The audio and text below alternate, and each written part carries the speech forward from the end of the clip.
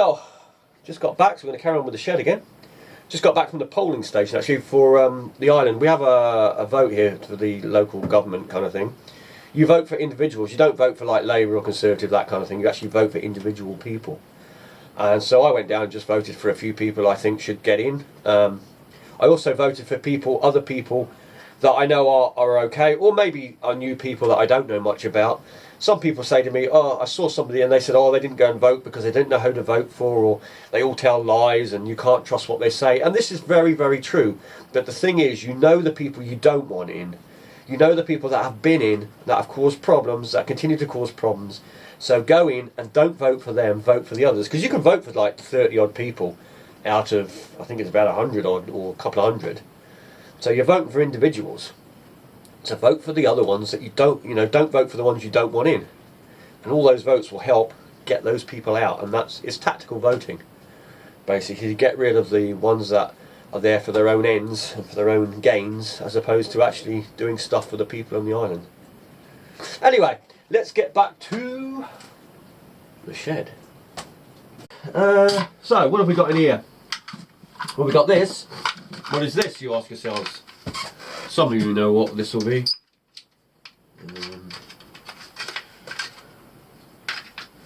What is that? That is an impact screwdriver. Basically, it's got these great big heads on it, like this, which go in there. And basically, you hit it with a hammer, and it jolts the screw to release big, heavy, stuck screws. The other thing with it, or sockets, you can put sockets on it as well. The other thing with it, because you see it's just like that, it would fit onto sockets. The other thing with it is it's actually really useful when you're doing engines and stuff, because as you'll see, these screw heads are very, very big, and they go on like where you have the oil, where you have to open up the oil, that sort of thing. They work really well. They're not going to work on the Suzuki. I've just looked actually, because it's got an Allen key, but it does work on the oh god, I can't remember the name of it, Hondas. So yeah, just an impact screwdriver. Doesn't get used that much, but it has its uses. Then other things we've got here, I might put it on the other camera actually, and you'll be able to see better. That there is like a nail gun for the compressor. It also fires staples, that sort of thing. It's just small nails and small staples. Just more sort of fence panelling, that kind of thing, or just light woodwork. Then we've got some pot rivets. That goes with the pot riveter, wherever that's gone. It's normally hanging on the wall here. Oh, it's up there. For the pot riveter up there. That's just for metal work, sheet, very, things I want to pot rivet. It also helps when you've got an aluminium boat, but if you're going to use those sort of pot rivets, you need to fill them after, because if it's below the water line, they will let water in. Stirring things for a drill, that's for doing plaster or for grout. Originally I used them for grout. I basically tiled all my parents' house, bathroom, walls, all that sort of stuff some time back, so still got the mixers there. Then we've got our saw, which is useful for running down sheets of ply and that when you're working on building dinghies and God knows what. This blade I replaced is a bit rough actually. I need to get a better blade. It was a new blade, but it tears the wood a little bit too hard. Although most things will go into the machine room where there's a big circular saw. It's just that the sheets, when you get the full sheets, because of the shed, it can be difficult if you need to cut them certain ways. So that's where this comes in. Bin sacks, I actually lost these. I bought these for, not for the bin, but for fish. They're very, very thick ones, which is unusual, because you know what it's like. You go into a supermarket and you see heavy duty bin sacks and you can see through them. so I did actually find some heavy duty ones, because the thing is, sometimes when I get a lot of fish, like if I say I've got 50, 100 mackerel somebody once, and they come up and they don't have a bucket or anything like that, then I put them in a bin sack like this for them. But you want one that the fish isn't just going to fall straight through the sack, which is what most sacks are like these days, even though they claim to be heavy duty rubbish. The old bin sacks were the best. So there's these. The trouble is, you see, they make all these bin bags and it's all this environmental stuff. So what do? They use a lot less plastic in them, like make them a lot thinner. Then you end up having to use 2 or 3 instead of 1. On top of that, with like a carrier bag, because they're so thin, you end up having to chuck it away. So it ends up going in the bins or environment or wherever it goes. Whereas if you had a decent carrier bag like they used to, they get reused over and over. But the modern ones, you end up dumping twice as much. So they kind of defeat the object by putting less plastic. And because they're likely to break up and that, you end up with more going in the bin than one that can be reused. So yeah, this is catalyst for fiberglass. The fiberglass is actually down here. We'll go down the bottom here. In here we've got, well, we've got a little bit of leftover fiberglass, which is, it's getting thicker. It will still be okay. That's not too bad. But that doesn't matter. Sometimes a little bit thicker can be useful on something. This is again fiberglass resin, which I will need to use this year probably because it won't last forever. Eventually it will go hard. And this is acetone. There's not a lot left, but that's used for cleaning the fiberglass before doing fiberglass. And while we're here, we just got to look at this. This is stainless steel. Well, it's all bolts, screws. It's just a box fully devoted to that. I actually bought, well, they're down there somewhere. But I bought a load of stainless steel screws, like A4s, yeah, marine grade ones for doing the keel band on the new boat. So I've got all that ready to go. Then we've got a drill and a hairdryer. Now the hairdryer's not for my hair. My mother was a hairdresser, so there's a lot of hair, old hairdryers kicking around. And it's useful for like drying paint, and particularly, you saw the other day we looked at these these lures. Now if you try lacquering in the damp, it'll bloom, which basically means it'll go white. So if you heat the lure, or when you put it on, just give it a little bit of warm air over it, it'll stop that from blooming and you won't go white, it'll go clear. That's why we have the hairdryer, but it's useful for a lot of other things. Sometimes when I wash out, you know, my lure boxes and things, and you dry them and you can't quite get that, you want to get them really dry to put lures in, then you just go over them with the hairdryer just to dry them off. That's the Johnson pump we looked at probably in the last one. This is just a spare one. I took it out the boat. It works perfectly fine, but I changed it after a few years because obviously the pressure might go down a little bit and it was time to get a new one. I don't like waiting for them to fail. I'd rather get them before they fail. But that was in the boat for 2 or 3 years, that one. And the one prior to it, God, that was went in about 3 different boats. So, fishing rod bags, I've got hundreds of these everywhere because every time you buy a fishing rod, you get a fishing rod bag.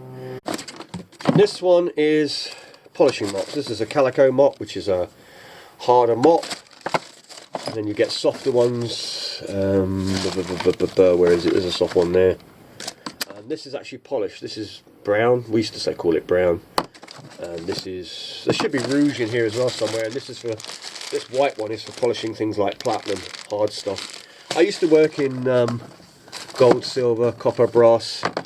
Used to work with precious stones and basically in jewellery and silver smithing and all that sort of stuff, and copper smithing. And this is all for polishing up those sort of things. Like this is the first stage, this is the last stage, there's a fine stage, and there's even another mop which, like, I don't have one, which is almost like a stone. And this polish here, and that polish is, like I say, platinum, because it's so flipping hard. I hate working with platinum. I'd rather just sell it. Working with it, absolute pain in the ass. And anyway, it only looks like silver in the end anyway, so it's a bit of a pointless for jewellery as far as I'm concerned. But some people like it, more for the name, I think. And there we go. There's one for Rebecca. She'll know what I'm talking about. Paint. From the last video, comment in the last video about paint drying. There we are. There's the paint. Just bought it yesterday. It's for the new boat. Black, anti-foul. It's already got black on it. That's why I'm using black again, because trying to cover up black would be a pain. Unless I use something like dark blue. This stuff I bought the other day. I got a very small hole. That's, well, a bit smaller than the size of a pea in the exhaust, which is quite lucky that it's like that.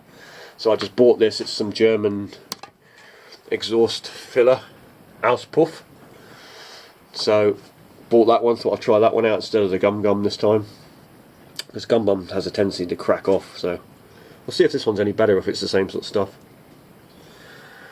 Telescopic fishing reel. You've seen me use this. There's a video where I take a 11.5 pound bass on this little tiny reel. Then behind that you've got some very heavy duty fishing line. It's about probably £100 mono. And then behind that there's a roller, that's a fiberglass roller for getting rid of the bubbles in the fiberglass. Right, let's have a quick look at the tool board while we're in this corner. Now I've hung a few things in the way, but generally it's not a great deal to look at really. You've just got your spanners, you've got your imperials, you've got your metrics, and same here with the sockets. These things just get thrown up randomly. I use them a lot on ropes and things, so they normally go up underneath there where there's like some hooks. I usually put things up there. You've got some bigger drill bits for getting through wood, making bigger holes. Calipers for measuring things. Socket extension bars, ratchets, drill bits, screwdriver heads of various sorts. Lots of different pliers, cutters. This is for cutting pipes, plastic pipes, pliers, snips, adjustable spanners, along those pliers. But everything that's just for screwdrivers. Down there is just random stuff like saws. You've got a hacksaw there. You've got a small hacksaw there. You've got, I think there's a fret saw there, which is for jewellery. Yeah, rasps, spare blades on the side there. T-bars. These are really good for removing spark plug spanners. The T-bars, they get in all sorts of angles, so very useful. And that's kind of it. Oh, there's that, which is the it's a flywheel pulley. It's only a small one, that, but I've actually made a steel bar which goes through this, clamps onto this, and you can actually make it pull much bigger wheels off. I had to do that on one of my engines once because we needed to pull the flywheel off because a magnet had become detached underneath it. We just as well go up here and then take a closer look at that. So that's the old mag lights. That's a 6L1, is it? 6? I think it's 6. And then up there you've got a Bowshot spear gun or harpoon gun, which is a band one. It uses the rubbers here. It's got a wishbone which has got an adjustable part. These are much better, I always found, because just wire ones tend to over time fatigue and snap, and if they snap in your hands you'll know about it. Always use gloves to load spear guns. Doing it by hand, if you ever get one of those breaks, it'll do like it did to a friend of mine and rip his hand open, or rip your hand open. This is a little short, you can see by my hand, this is only a small air compressed one, but this thing is incredibly powerful for its size. I tested it one day in the garden, shot it at a bit of wood. I hit the wood at an angle and it actually made it all the way across the field, this spear, which surprised the hell out of me, put it that way. But it seemed to be a lot more powerful than that banded one. But the banded one, you've got the advantage of having the reach of your arm, so you get a closer shot. With that, you've got to shoot from a lot further, so you've got to be a lot more accurate with it. But this one is more, I used to carry that when I was diving. It's about, because you've got so much stuff when you're diving, carrying stuff and all your regulators and everything on you, so I used to just carry it in case I came across a big flatfish. One I didn't want to put a knife in, because if you put a knife into, say, a 20-pound flatfish, you've got to hold on to it, and the knives are normally kept very sharp in case you get caught in ropes, nets, anything like that when you're diving. So there you go. There's a reason for everything. Fuel cans. So I use these fuel cans. I take them on the boat. I only normally use about 5 or 6 litres a trip if I do a whole trip on the smaller engine.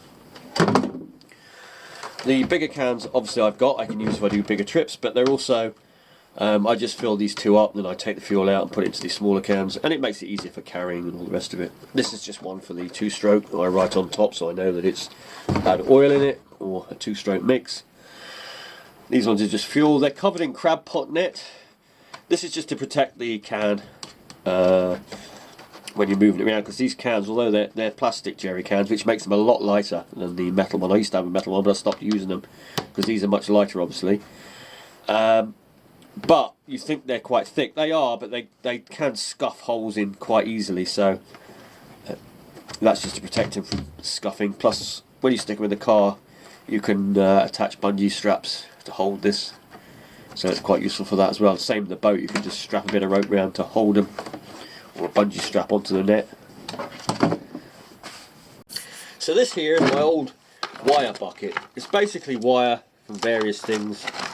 redundant wires, and I throw it all in here. And some of these wires can be used, like new ones like that, can be used for wiring up the boat. You know, when you do certain things with sounders or fish finders, pumps, that sort of thing. And some of these other ones, like this is an old telephone one. This will be cut up, made into fishing lures during the winter. So don't throw out your old wires, keep them. You can turn them into fishing lures. You've got weird things like this. I made this up. This is a load of switches I made for for the boat. I used it for a year. It worked perfectly fine. It's just that when I redid the boat and I remade the seat, I took it all out and put some different electrics in. So, but I keep it. These are only little cheap switches you can buy off eBay, but they do the trick. As long as you've got them somewhere where the water's not up under a seat, in a cuddy, they work fine. I wouldn't leave them out in the rain, but like I say, they work fine for a year in the boat, and that's just cheap. Or you can go out and buy and spend hundreds of pounds on marine switchboards that charge you a fortune because they're marine. Or you can spend a few pence a switch and make your own up out of a bit of old pipe, bit of old wire. You know, it's all down to your budget, really. And then this is why you wouldn't see this. Well, we're making progress. Now, one little thing you may think, well, it's just a lighter, and it is just a lighter. But the lighter's got no gas in it. It's basically just for sparking. Well, there's a tiny gas. Yeah, it's pretty much empty. There's a tiny little bit in there, but it's basically an empty lighter. And I keep the odd empty lighter around. What I use them for is for, obviously, things like the blow lamp, like one of these.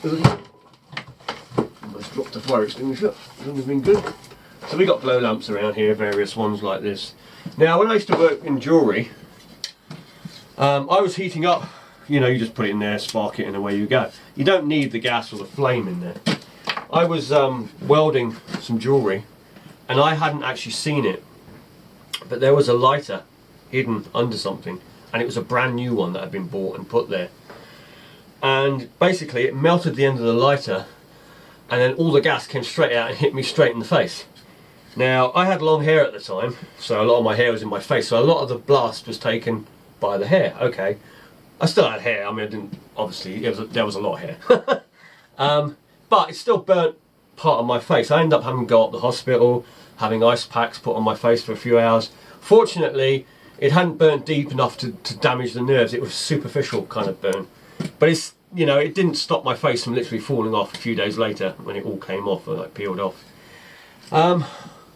The result of that was I had lovely soft skin after that when I had new skin. It was like a facelift. But it was not pleasant at the time to get your face, and the shock of it as well, of obviously just seeing all you could see was flames, you know. It wasn't fun. Anyway, everything healed up fine again, well, near enough. And yeah, so if you ever use lighters and you've got blow lamps and this sort of thing, try to use something that sparks, or just use an empty lighter. Try and stay away from full lighters. And the reason I say that is the boss of that place years ago, he had, well, I don't know if he got burnt as such, but he had the same thing where he was welding or blow lamping some silver, and the same thing happened, the lighter exploded. That's why we used to have empty lighters, but I think the empty lighter had broken and a new one had been bought, which was full of gas at the time, and literally, like I say, within a matter of days of having it, that one blew up. So it probably happens more than you like, you know, or more than you think. So I'm going to try and put my sandpaper, this is all that emery paper, sandpaper paper, but it always gets so damp in here in the winter, and everything gets damp, so I'm going to put it in the cardboard box, and hopefully it'll keep it a bit drier so it's not exposed to the atmosphere so much. There's nothing you can do about it over here. Everything is damp. It's just the salt, because you live on an island, there's all the salt water. Everything gets damp, you know. It's like this saw sits here. I've got one in the card sheath. This is an old one, so I'm not worried about this. You can see it's rusty, but if I leave this out, say I left this on a table like that all winter, I mean, it's waxed. I put wax, it makes it easier for cutting, but if it wasn't waxed and I just left that metal blade there, by the spring you could flip it over, that side would still look like shiny metal like that, but this side would have a very fine film of rust on it, and that's just from the atmosphere. That's how damp it gets. In fact, the damp effect affects me quite a lot. I sort of get like hay fever, but it's not hay fever. I've worked out what it is. Every winter that comes, I get a tight chest and the snivels and this sort of thing. You sometimes see it on maybe some of the videos where it looks like I've got a cold or something. It's not a cold, it's the damp. And I've noticed it before, because in the summer when we get a few days of sudden rain or dampness, I get the same thing, a tight chest, the snivels. It's a bit like getting hay fever, but caused by the damp, and it comes to me every winter. And in the winter, quite often I get an inhaler because I get such a tight chest. Yet in the summer and the sort of spring, summer, autumn, I don't need it. It's just over the winter, and it happens every winter. Weird, huh? Right, we're going to leave this one here. We have made some progress. I've got a lot more to go, of course. As you can see, that's the progress so far. Like I said, there's a lot of fiddly bits that always need sorting out. And then we're going to be moving along to here, and this is where we're going to start coming into fishing reels and lures and fishing tackle and lots of other bits, all to do with fishing. So if you want to see some lures, see some reels and everything else to do with fishing, a lot of that will probably come in the next one.